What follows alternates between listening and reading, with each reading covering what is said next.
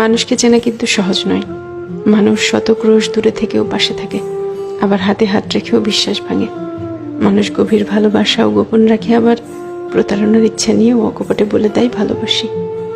মানুষ থাকবো বলেও হারিয়ে যায়, চলে যাচ্ছি বলে বারবার পিছু ফিরে তাকায়।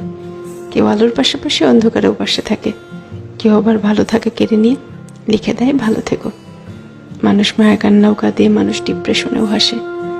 এই জন্য মানুষকে চেনা কঠিন, সত্যিই কঠিন বটে। মানুষে মানুষে তফাৎ, ভেতরে বাহিরে তফাৎ, কথা কাজে তফাৎ, তফাৎ মন কিংবা মনুষ্যত্বে।